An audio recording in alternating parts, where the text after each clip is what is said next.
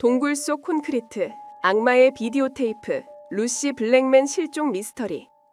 2001년 2월 9일, 일본 가나가와현 미우라 반도의 축축하고 어두운 해안 동굴 안.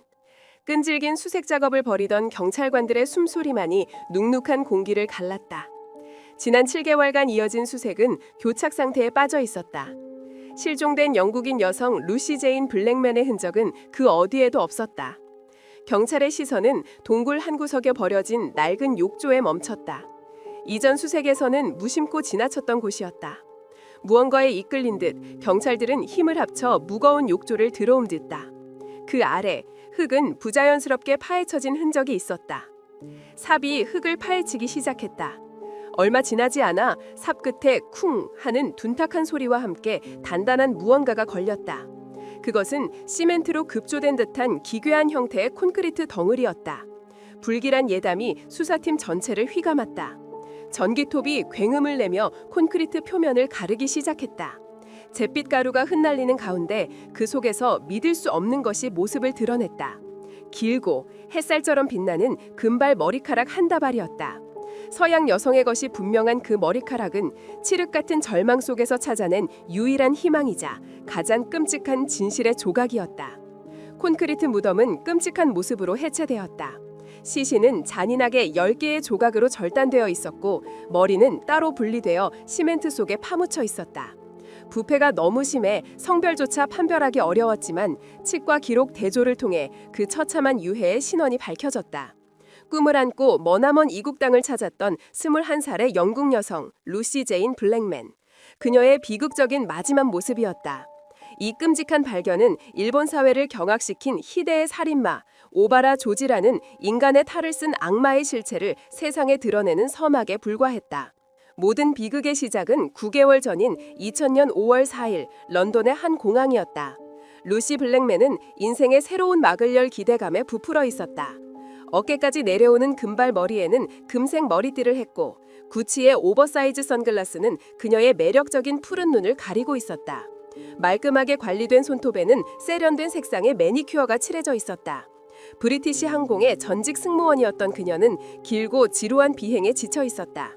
그러던 중 도쿄의 고급 클럽에서 일본인 사업가들에게 술을 따라주고 대화를 나누는 것만으로도 큰 돈을 벌 수 있다는 이야기를 들었다. 잘만 하면 단 2달 만에 항공사 연봉에 해당하는 18,700달러를 벌 수 있다는 사실은 모험심 강한 그녀에게 거부할 수 없는 유혹이었다. 도쿄의 화려한 밤문화 중심지 미나토구 롯본기. 루시는 카사블랑카라는 클럽에서 호스티스로 일하기 시작했다. 눈부신 금발과 매력적인 몸매 덕분에 그녀는 금세 손님들 사이에서 최고의 인기를 누렸다.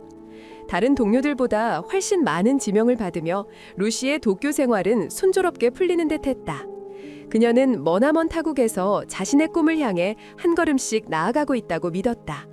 그 화려한 네온사인 아래 상상조차 할 수 없는 어둠이 자신을 집어삼키기 위해 입을 벌리고 있다는 사실을 까맣게 모른 채 운명의 날인 2000년 7월 1일 루시는 클럽에서 만난 한 손님과의 데이트를 위해 집을 나섰다.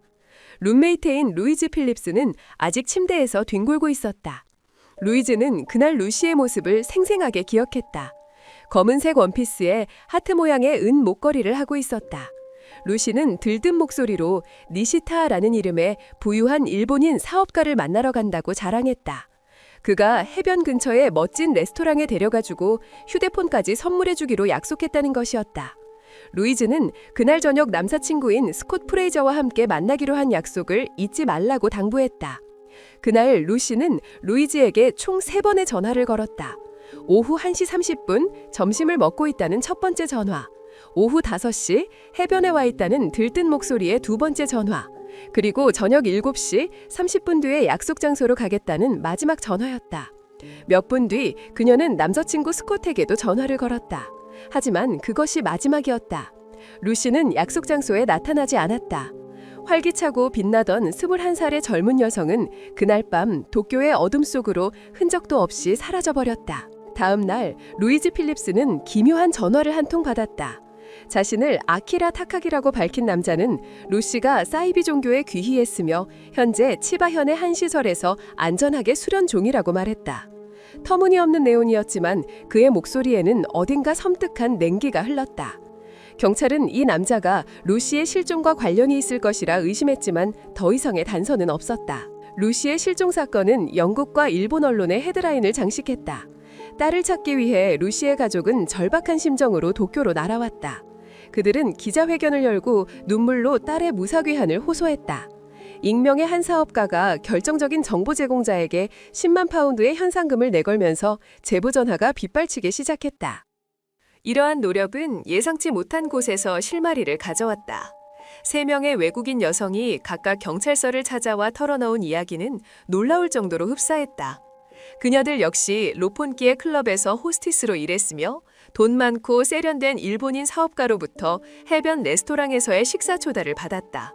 그리고 다음 날 아침 정신을 차려보면 낯선 남자의 아파트 침대 위였고 전날 밤의 기억은 감쪽같이 사라져 있었다.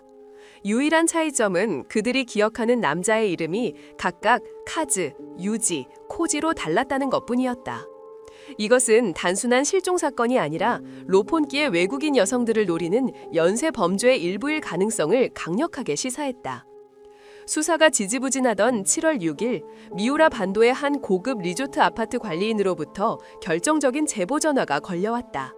루시가 실종되던 바로 그날 밤 한 아파트에서 이상할 정도로 시끄러운 소음이 들렸다는 것이었다.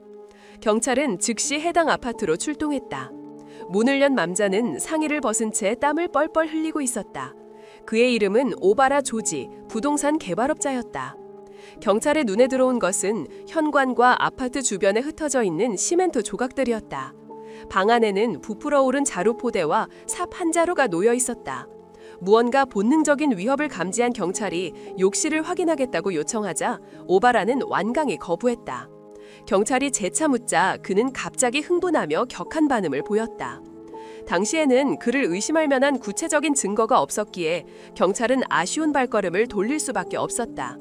악마의 소굴을 눈앞에 두고도 그 문턱을 넘지 못한 순간이었다. 2달 뒤인 9월, 경찰은 다시 오바라의 아파트를 찾았다. 기억을 잃었던 피해 여성들이 오바라의 사진을 보고 그가 바로 자신들을 해변으로 유인했던 그 부유한 사업가라고 지목했기 때문이다. 결정적으로 경찰은 오바라의 아파트에서 루시의 것으로 보이는 머리카락 몇 가닥을 발견했다. 마침내 오바라 조지는 체포되었다. 경찰은 루시가 이 아파트에서 살해되었을 것이라는 가설을 세웠다. 아파트 앞은 요트 정박장으로 이어졌고 왼쪽은 주차장, 그리고 뒤쪽으로는 좁은 길이 나 있었다. 그 길은 아파트에서 불과 수백 미터 떨어진 해안 동굴로 연결되었다. 만약 오바라가 시신을 유기하려 했다면 뒷문을 통해 동굴로 가는 것이 가장 유력한 경로였다. 그리고 4개월 뒤 경찰은 바로 그 동굴에 버려진 욕조 아래에서 콘크리트에 묻힌 루시의 처참한 유해를 발견하게 된 것이다. 오바라 조지의 아파트는 단순한 주거 공간이 아니었다. 그곳은 그의 뒤틀린 욕망과 잔혹한 범죄 행각이 고스란히 기록된 악마의 박물관이었다. 압수수색 과정에서 경찰이 발견한 것들은 수사관들조차 경악하게 만들었다. 톱과 삽을 구매한 영수증은 루시의 시신을 훼손했음을 암시했다. 하지만 가장 충격적인 증거는 따로 있었다. 무려 5,000개에 달하는 비디오 테이프였다.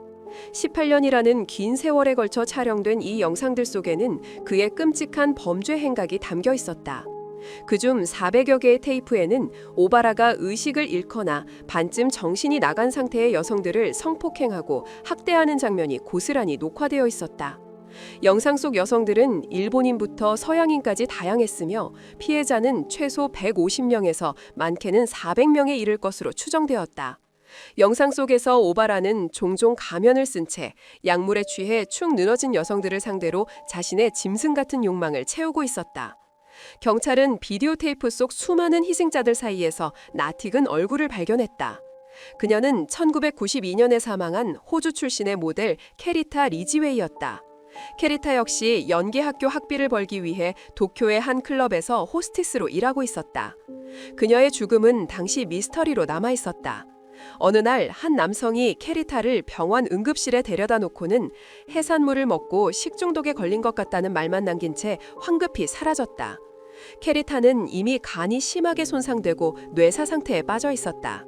원인은 클로로포름 과다 투여였다. 그녀는 병원에서 식물인간으로 지내다 결국 가족의 동의하에 안락사를 맞았다.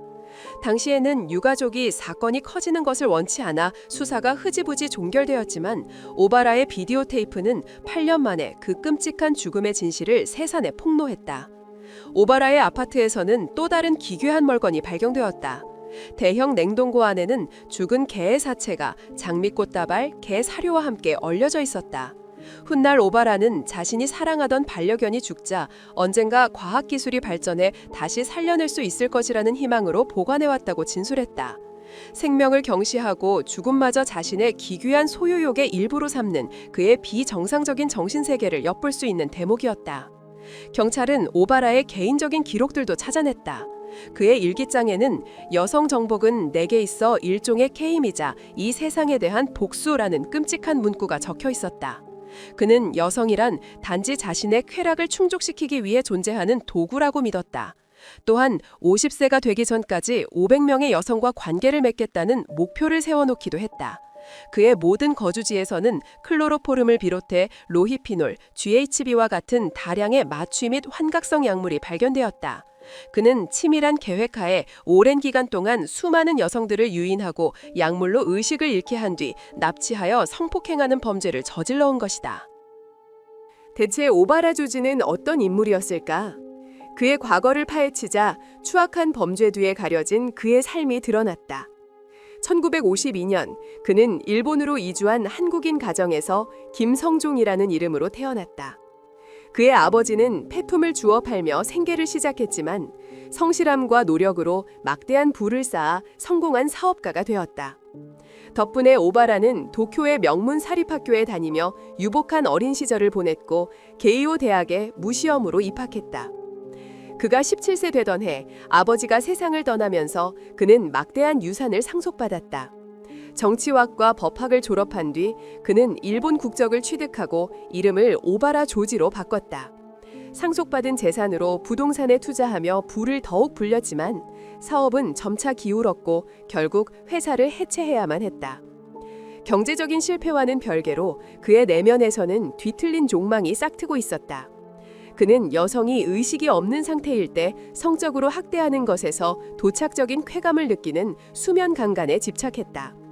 그의 범죄 행각은 이미 1972년부터 시작된 것으로 추정된다. 하지만 그가 처음으로 법의 심판대에 설 뻔했던 것은 1998년 여자 화장실에 숨어 몰래카메라를 촬영하려다 발각되었을 때였다. 그러나 당시에는 가벼운 처벌로 풀려났고 이는 그가 더 대담하고 끔찍한 범죄를 저지르는 계기가 되었다.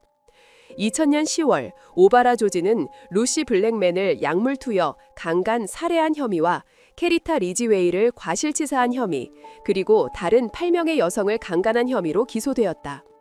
법정에 선 검사 중 한 명은 그를 인간의 형상을 한 야수라고 칭하며 그의 잔혹함을 규탄했다. 수백 개의 비디오 테이프는 그의 강간 혐의를 입증하는 명백한 증거였다. 캐리타의 경우 부검 보고서에서 발견된 클로로포름 성분과 오바라가 그녀를 병원에 데려갔다는 정황 증거가 과실치사 혐의를 뒷받침했다. 하지만 루시 블랙맨의 사건은 달랐다. 그녀의 시신은 너무 심하게 훼손되어 정확한 사실을 밝혀낼 수 없었다. 검찰은 오바라가 루시를 살해했다는 직접적인 법의학적 증거를 제시하지 못했다. 오바라는 재판 내내 루시가 스스로 약물을 과다 복용하여 사망했다고 주장하며 혐의를 부인했다. 2007년 4월 24일 도쿄지방법원의 판결은 일본 사회에 큰 충격을 안겼다. 재판부는 오바라에게 여러 건의 강간과 캐리타 리즈웨이에 대한 과실치사 혐의를 인정하여 무기징역을 선고했다. 그러나 가장 핵심이었던 루시 블랙맨 살해 혐의에 대해서는 직접적인 증거 부족을 이유로 무죄를 선고했다. 오바라가 루시에게 약물을 먹인 것은 인정되지만 그가 치사량을 투여했다는 것을 증명할 수 없다는 논리였다. 법정은 비통함에 빠진 루시의 가족과 여론의 분노로 들끓었다. 검찰은 즉각 항소했다. 2008년 도쿄 고등법원은 1심 판결을 뒤집고 오바라의 루시 블랙맨 사체 유기 및 훼손 혐의를 유죄로 인정했다. 그러나 살인 혐의에 대한 판단은 여전히 유보되었다. 기나긴 법정 공방 끝에 2010년 일본 최고재판소는 오바라의 상고를 기각하고 무기징역형을 최종 확정했다. 그는 수많은 여성을 유린하고 2명의 젊은 생명을 앗아갔지만 루시 블랙맨을 살해한 죄에 대한 법적인 처벌은 끝내 피하게 된 것이다. 오바라는 감옥에서 여러 차례 감형을 위한 항소를 제기했지만 모두 기각되었다. 루시의 아버지 팀 블랙맨은 일본 정부로부터 45만 유로의 위로금을 받았다. 그는 이 돈의 일부를 사용하여 루시 블랙맨 재단을 설립했다. 이 재단은 개인의 안전에 대한 인식을 높이고 해외에서 실종되거나 사고를 당한 영국 시민들을 돕는 활동을 하고 있다. 한 젊은 여성의 꿈과 희망으로 시작되었던 도쿄에서의 삶은 인간의 상상을 초월하는 악마의 손에 의해 가장 끔찍한 비극으로 막을 내렸다. 루시 블랙맨 사건은 화려한 도시의 이면에 숨겨진 위험과 때로는 법의 잣대로도 온전히 단죄할 수 없는 거대한 악의 존재를 우리에게 상기시키며 일본 현대 범죄 사상 가장 충격적인 미스터리 중 하나로 영원히 기록되었다.